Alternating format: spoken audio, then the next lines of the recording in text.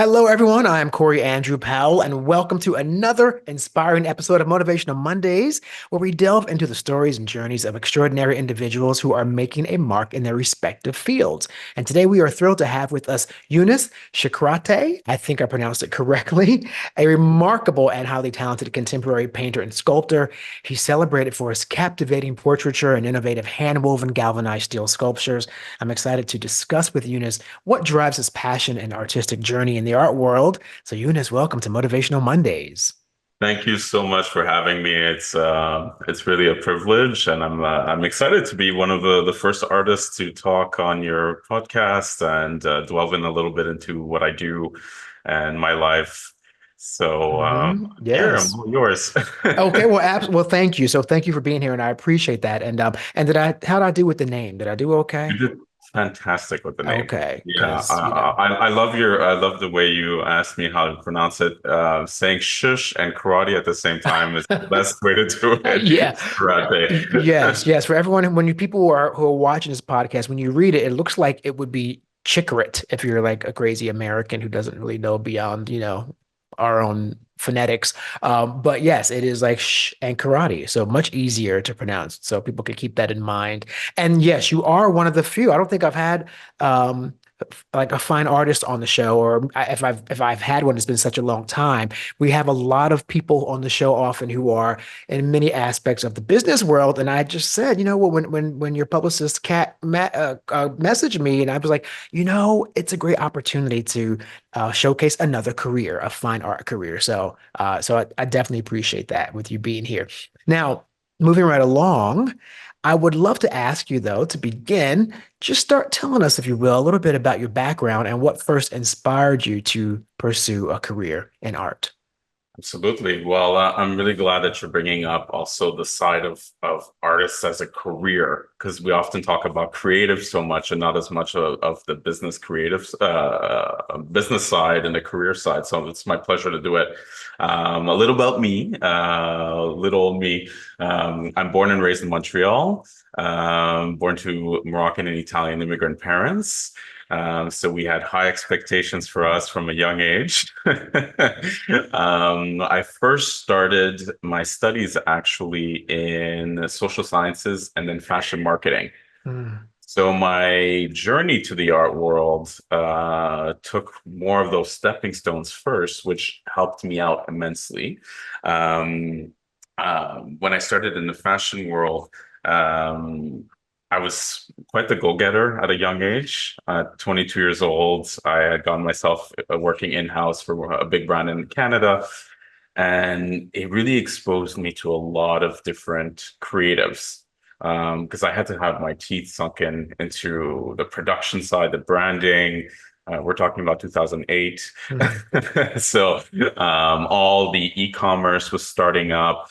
And I think that's where my creative bug probably flourished. Also for a visual understanding of colors and how people look in certain imagery, photography. So my first start was really the fashion industry. I Mm. did find it had limitations. So I found that I had all these creative ideas, but I had to work with a set budget. I had to work with going through X amount of people and see if an idea could be conceptualized. So my downtime was art.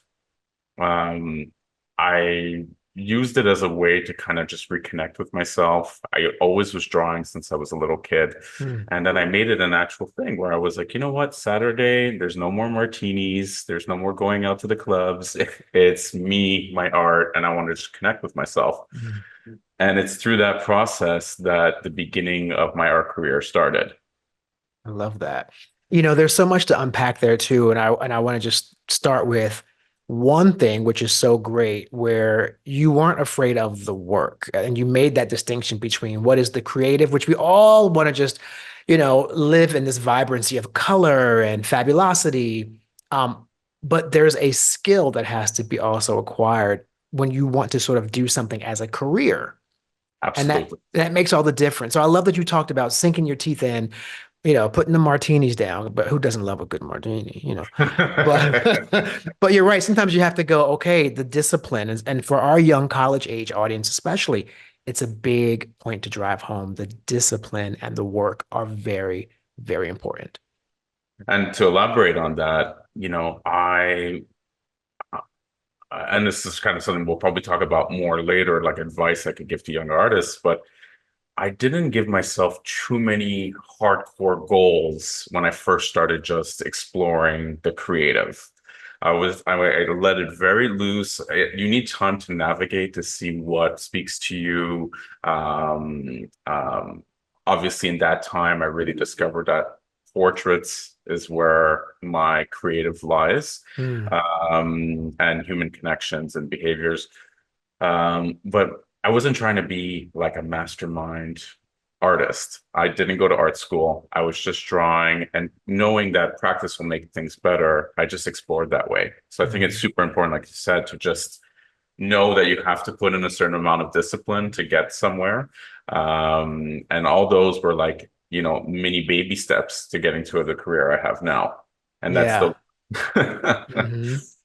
Well, yeah, and I know a lot of parents, for example, why I thought this was a great conversation to have. I know a lot of parents are often afraid when their kids come home and say, I want to be an artist, because the parents, the first thing they're thinking of is, well, the artist's life is a difficult life because it's not always one that, you can get paid for your creativity. But at the same time, there are a lot of artists such as yourself who are making it a career. So I'm glad that we're stressing that. And let me just also, before we move on, you said you're of Moroccan and Italian heritage, That's right.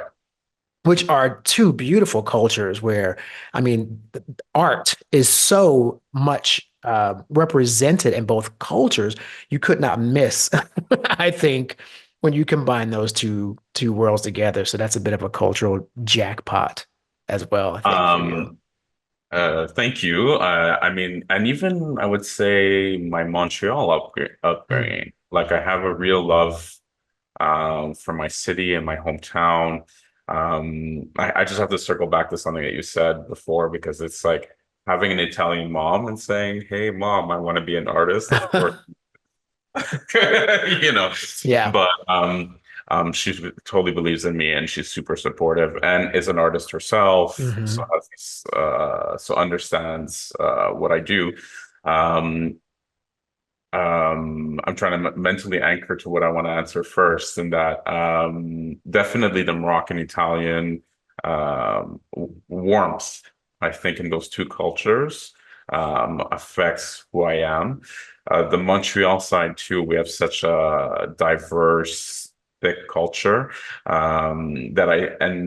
that allows for passion and liberation. I always feel really comfortable doing an elaborate show back home because I know that Montrealers love art and they're willing to see it. Mm. Um, and I'm seeing this even here in San Francisco, very similar cultures that I'm exploring here now. So definitely your heritage and who you are plays into it. So Absolutely. And I'll just last before I move on from that, which also I will say you could not miss with that full beard either if you're Moroccan and Italian. I get like three strands if I'm lucky. So I'm a little envious of the beard right now. Uh, yeah, it is pretty big. yeah. I mean, you should see me after 6 months. I look like Teen Wolf. It's not pretty. Um, but you are in San Francisco and you are in a gallery. So tell us about, so where are you now with your beautiful work behind you? Right now we're podcasting straight from my gallery, which is during an exhibition I'm part of this month during Pride in San Francisco. So the exhibition is called Kindred, and it's myself, two other artists, Joseph Abadi and Don Hirschman, who are mid-career talented artists here as well. And basically had the opportunity to work with an amazing gallerist who believed in my work, who when she discovered it last year. And I've had the opportunity to show and meet new collectors here this whole month. Hmm. So alongside also working with an East Coast representation in Provincetown. So it's Okay, like my friends yes, are yes. calling me East Coast, West Coast Eunice right now. And was that your first time in San Francisco during this Um, whole thing, or have you been before? Well, last year was really the introduction. I had a beautiful opportunity that was given to me from Don Hirschman, which is one of the artists here, who invited me to do a residency in his studio. Mm. And they allowed me to be part of Open Studios, which is this beautiful event here in San Francisco where people come to buildings and check out all the artist studios are open, and you meet the artist directly. So I like really did the live, work, create Mm. here. And it kind of allowed me to have an introduction. And now I feel I'm kind of making a statement with this show. That's wonderful. That's great. And so you have now are both exhibits going on at the same time. At the same time, you have the Provincetown exhibition happening while this is simultaneously also in effect. That's right. That's right. Mm. So the Provincetown is a new representation. So they've started putting up the work, and then the opening for there is July 19th. So Mm, I'm that's as soon wonderful. as I'm done this one, I'm back home for about a week, and then back and then I'm in Provincetown. Oh, well, listen, for anyone who's watching and listening, well, we all know San Francisco is a wonderful city, but a lot of people don't really know the magic of Provincetown. It is one of my most favorite places in the world to go. That includes Europe and South America. This beautiful little oceanside town in the United States is really one of the most magical places. So, congratulations on both these galleries, especially for me for Provincetown. Congratulations, because it's just the whole thing is just like this landscape of incredible natural beauty, and So inspiring. It's so yeah. inspiring. Like the first time I stepped foot in Provincetown, I was doing a show in Connecticut. It was my first Hmm. showing in the US, and I decided to do a 4 day in Provincetown because it was so many people told me about it, and you have to go, Yeah. and it's kind of part of the uh, things you have to do in your queer life as well. I think Yeah. Check that box yeah, off. Yeah. exactly. Hmm. And I just absolutely fell in love with it. It's hard to describe. There's this magical, quaint energy to it. Yeah. And on parallel, so does San Francisco. Like Hmm.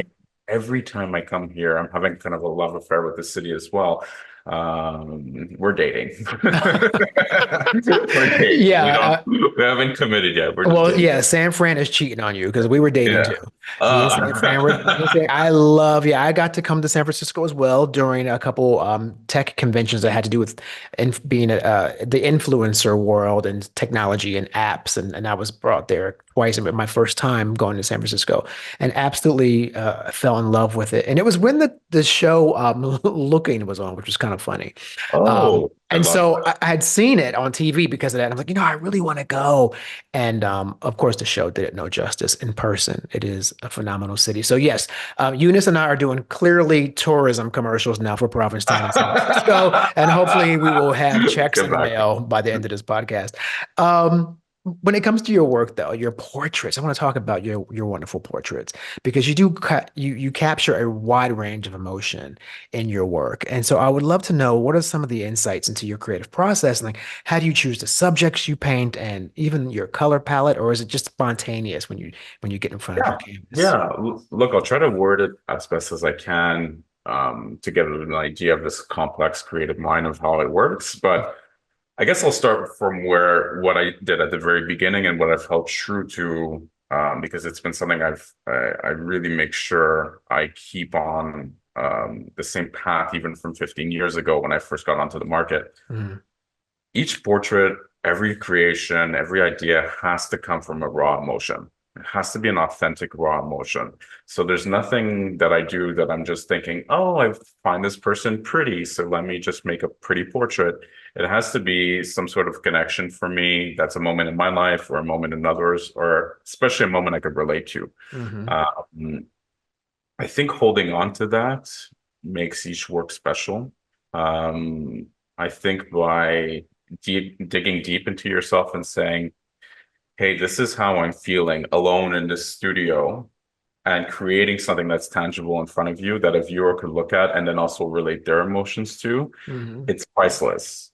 Um, the work, the first time I ever did that, this is going to be very Taylor Swift of me, but the first time I really made that connection was that during that kind of fashion, doing art as a hobby, I had my first big breakup, Hmm. and there was this moment where I started painting, and I was painting what I felt versus just painting because I like to paint. Mm. That has stayed true with me the whole time. And I think that keeping that as an essence allows me to really um, try to figure out this crazy world and these crazy relationships and friendships and relationships and um, allow me to create something that's in front of me that then I could say, oh, I've worked on this part of my life as well. And it acts, they act almost as mementos to my life. Mm. So that's kind of my Yeah. process is going, what is it that I want to say? Who do I want to speak to? I start there and then I kind of let the rest take over. Mm.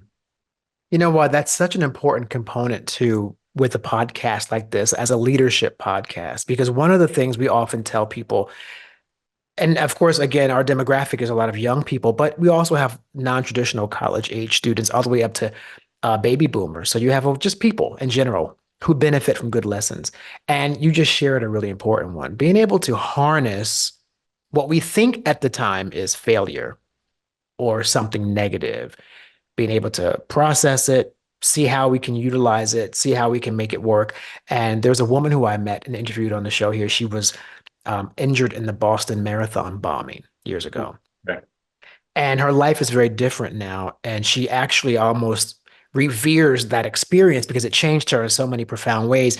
And she's got a whole other life now for the better that would have never happened if she had not gone through this process of this terrible ordeal, which is a strange thing. She's like an award-winning filmmaker now, whole different Wow. path in her life. She did a documentary on the experience.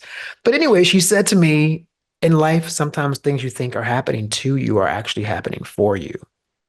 Oh, I love that. I And love just that. now, when you mentioned the breakup, right? That's what. That's going in my notes. Yeah, Jennifer Kaufman. Make sure you give her credit for that. But yeah, it's an amazing when you like recalibrate your thinking when you've gone through something. That's the outcome. You harnessed that and you turned it into art that was meaningful. So, very, very powerful lesson there. Now, I also want to talk to you about your other mediums you work in. I wonder how you go from being a painter to being like, you know what, I'm going to work with galvanized steel now. Like, so how do you transition to like such, I know very often sculptors and painters, they do both, but how do you transition from one to the other? So now it's story time for the second big breakup. No, but I look at it this way. I've really dived into different mediums aside from sculpture as well. Like I'll play with 2 years ago I created a living portrait, which was with projectors and paint. So basically combine video with original painting to make it come alive.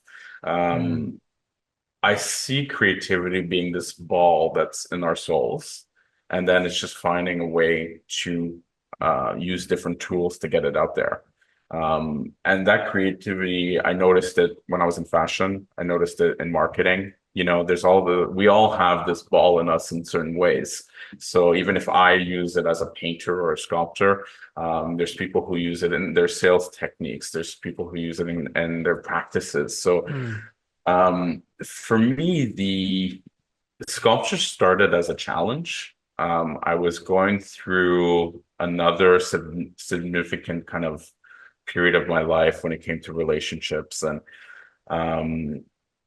and I wanted to create something with non-traditional materials. So I kind of just looked around my studio and I created this figure out of steel, and I think I used plastic cups that I kind of cut up to mimic my abstraction in my work.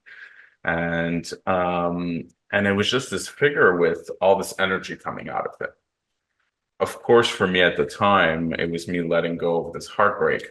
But I remember looking at it and saying, "Oh, like kind of the light came off that I should really explore this more." So it's been several years. I think it's the sixth or seventh year now that I've been playing with the sculpture work. They're getting a lot of attention and a lot of, I don't want to say notoriety, but I think appreciation Mm. I think because you could physically see how much work is in them. Right, right.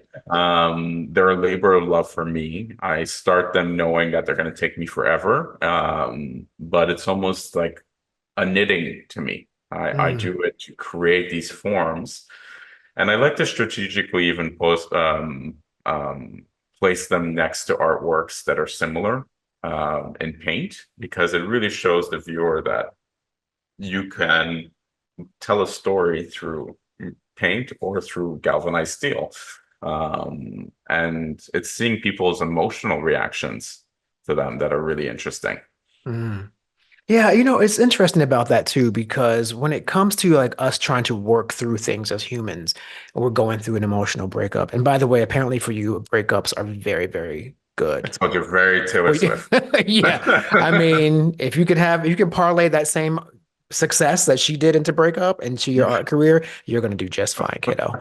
But I mean, but I think people really, when they work through stuff, they don't really think they have an outlet. But I love what you mentioned about you kind of just looked around your apartment and you had an emotion and you'd be like, I'm going to grab these. I'm just going to create and not think about if it's correct or if it's academically sound or if it's right or wrong, just to create something. And very often I tell people the same thing when it comes to writing their emotions down. Just pick up a piece of paper, I don't care if it's a napkin, something, just just write and journal or get the emotions out some way. Because what you're talking about in many ways is a purging of pain.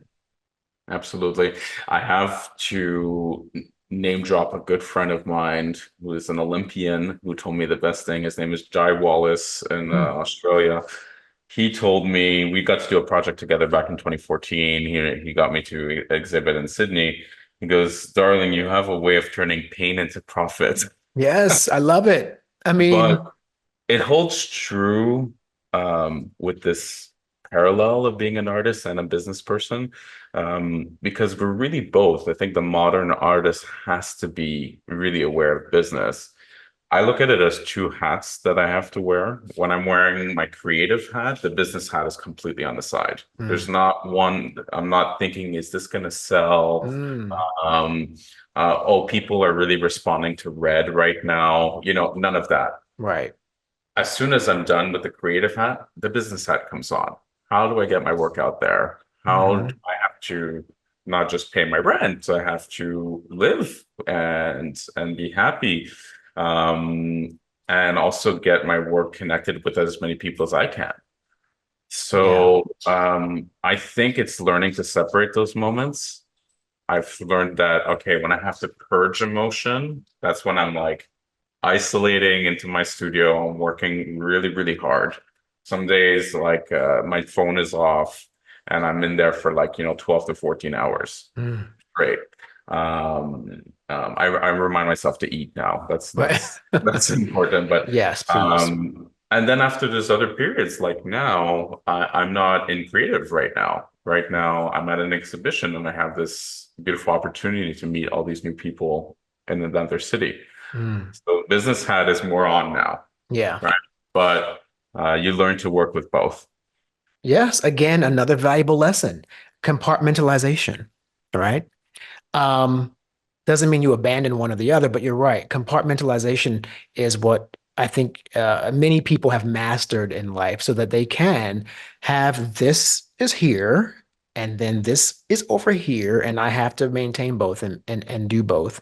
And I think that's a really important key to be able to kind of wear those multiple hats. I always say that people I talk to on the show, the most successful CEOs or business people in general, or just anyone who's really had success when I interview them on the show, a common thread is they knew when to be flexible in their careers. They knew when to pivot. They knew when to, again, recalibrate their thinking and just sort of in that moment, they knew what hat they had to wear. Exactly. Adaptation is a huge thing. Hmm. Um, and I like that this is geared to, like, your podcast hits a lot of people in a younger generation as well, who are kind of discovering their careers.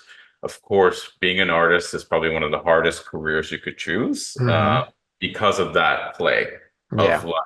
we have so many talented people out there who create and then just don't know how to get it out. Uh, Hmm. um, but I could tell you it's very rewarding, emotionally rewarding as well. When you're able to, be a visual artist like I am, or a singer, or a dancer, or an actor. These are all mediums that connect with people, and Hmm. that has its own value in itself. Yeah. Yeah, absolutely. And I know you've had a couple, you mentioned your friend who's a famous Olympian, but you also have painted portraits of some notable people. Now, I know these figures are not American figures, but Roy Dupuis is one of them. Dupree and Geneviève Bujold, who's Oh, yeah, wait, no, the actress? yes, yes. Stop it. You did not. Did you Yes, yes, really? yes. Man, And she's fantastic. Yeah, she's I didn't know that. That's yeah, amazing. that project with Roy Dupree and her was done at the same time. Mm. And as well as I think the one you wanted to mention is probably the latest, which was the Ferruccio Lamborghini. Ferruccio, right, and that's Lab. from the famous Lamborghini family, right? The car and That's the right. He's the creator of the brand. Yeah. wow. That's amazing. First of all, Jean-Pierre. Okay.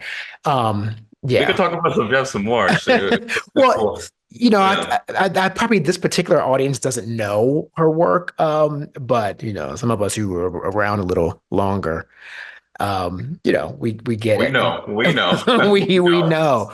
Well, I Um, could tell you that basically, Wadzupi is also a really he's like a jewel to the Quebec culture, and so they were being honored for a project. So I was asked to paint their portraits.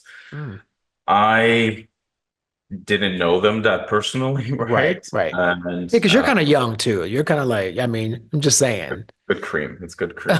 Good cream and positive vibes. La Mer. It's La Mer.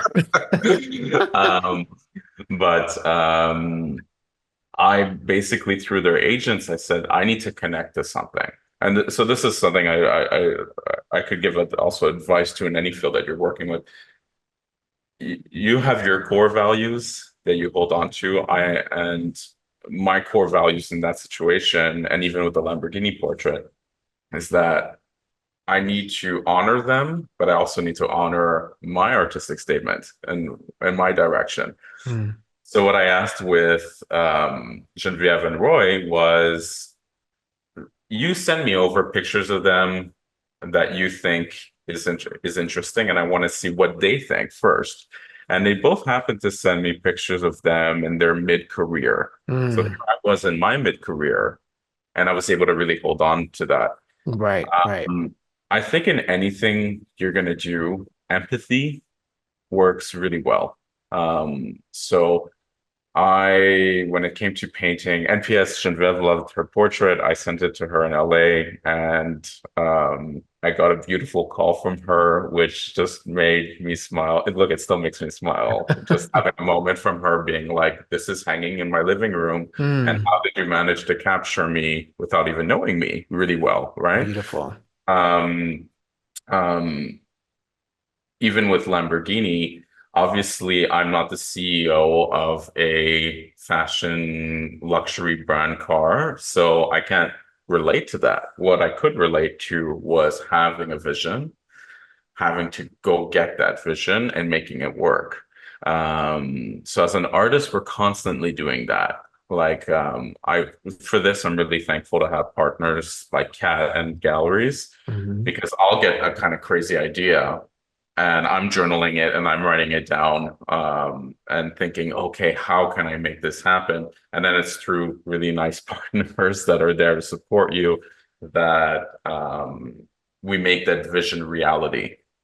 Right. Mm, So with Lamborghini, I had a vision to connect with that part of his career. And how can I honor this incredible man who had all these complexities and flaws and amazing attributes because he's human? And that's what I really held on to. mm, So when I started the process of the portrait, after like months of studying him and doing and watching documentaries and just making sure I was programming my brain to really understand this person. The actual process of painting the portrait came very naturally. Mm, yeah. and they're happy. Well, yeah, that's the most Then, important yeah, thing. That's great when yeah. that's so, but you bringing that up, that's really rewarding. Like when you're told by a subject that you did them right, you did them well. And that's definitely a high accolade. And it's again, we find these lessons in life and these conversations. Another great one that you just also, tapped into of the idea that no one, well, some people, yes, make it on their own, but the reality is success in life happens mostly because of collaborative opportunities. Um, Someone else buying into who you are and what you are. And that is why we always stress, and I always stress the importance of the authentic self, showing up who you are, because that way you really are going to attract people who really see you. And when they are on board, you can't lose because they are invested in all who you are, no facade, right? They're really putting forward who you are. And so I want to shout out Kat, by the way, who is I call her your publicist, but she's your manager, right? Yeah, I got, she I has don't so even, many titles. she's Like she has so so many many titles, things. bro. Look, she is I call her a partner, which I think, because Yes. I see her on equal footing. She's my agent, manager. She's also family. She's Mm, also she's companion incredible. cat. She's sister cat. We Hmm. really, really deep connection. We met at the right time in our lives. I think we were both.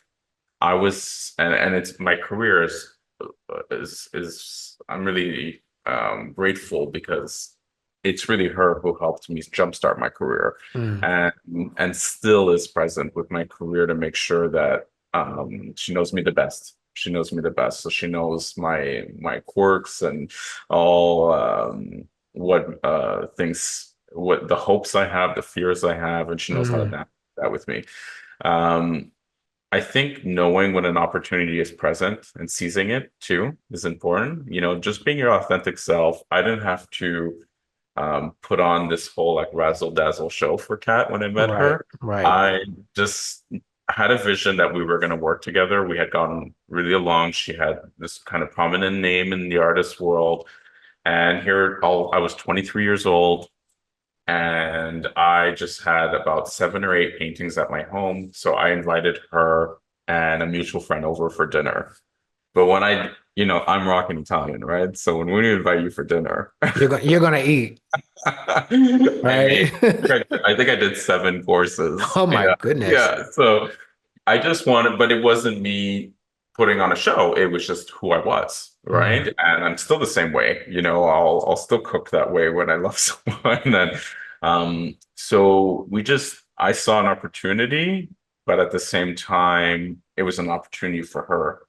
And we were mm, both able to mutually grow from that together. But yeah. absolutely, um, when we choose such a kind of difficult career, and I always think of actors and dancers too in this because we were very similar on that plane. Who you support, who's around you for that support system is so important. Hmm. It's so important because creation can be such an isolating endeavor. Yeah. Yeah. Uh, Absolutely. Yeah. uh, any big project that you're working on, right? So I'm glad that we're doing a special shout out to her because she makes me the artist that I am. Well, that's wonderful, and I'm happy to do it because I've followed her for a long time, and we've we've had a wonderful virtual friendship, she and I, over the years. I was even on I was even in Mexico on my birthday years ago, and I posted a picture of a sunset, and she posted, she says, "Well, that's beautiful, darling. And here's what mine looks like here in Montreal." So I'm in Mexico, and she's there or something, and Oh, we end up like on Facebook, just kind of chatting through on my birthday, and I'm on the beach looking out. But it's amazing that what I have with her is a representation of people who have not met, but the virtual space is a beautiful space to connect with people and make magic happen. You and I having this interview is literally a byproduct of that with someone who is just a friend who I've only communicated with in a virtual space. And so I absolutely adore her. I think she's wonderful, and you are definitely in good hands. So, Kat, I know your ears are ringing, girl. we We are love you, talking girl. about you. We love you. We love you. I have two more questions for you. Sure.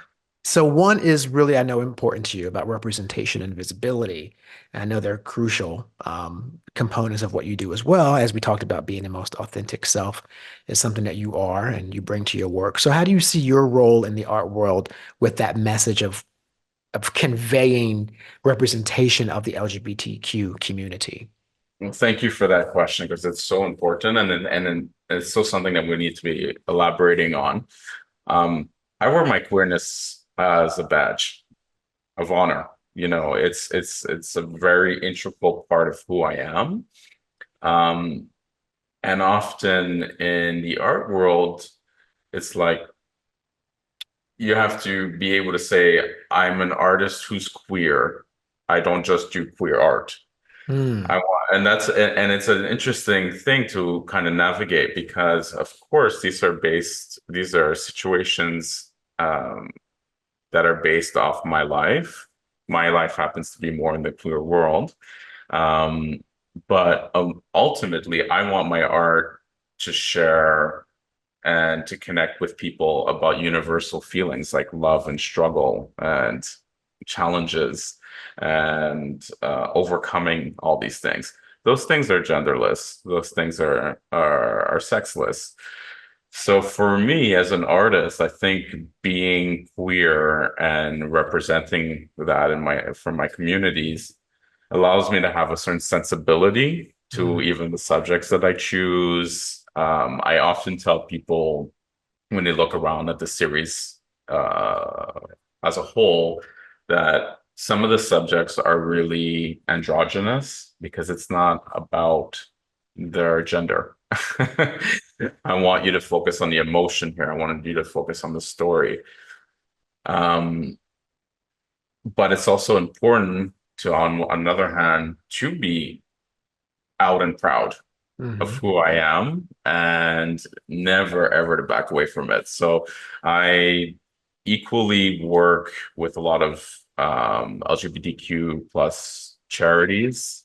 I work on anything that's a sense of urgency, like back home, and obviously in a lot of major cities, we know that crystal meth is an issue right now. So I'll work outside of my creative and with my creative to raise awareness for that because these are things that are affecting my communities. Hmm.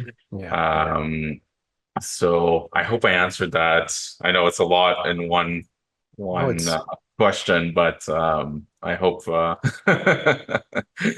I hope I communicated that well. no, absolutely, you did, and I mean, and it piggybacks onto what we were saying about um, showing up as you are without pretense and attracting those who are willing to celebrate you and accept you and want to push you forward in the world, knowing all that you are and who you are. So, absolutely, you answered that question beautifully, and I thank you for it.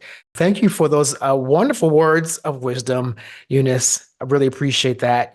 Today having you here again, it's wonderful because it's a new, fresh perspective with discussions on new, different careers that we haven't discussed here. So, we really appreciate you being here today, Yunus Chkirate, and you are always welcome to come back here and talk about what you're doing here on Motivational Mondays. Thanks for being here. Oh, thank you so much for having me on, Sim, and thank you so much for this kind of platform. It's really amazing. So I really appreciate you having me as well.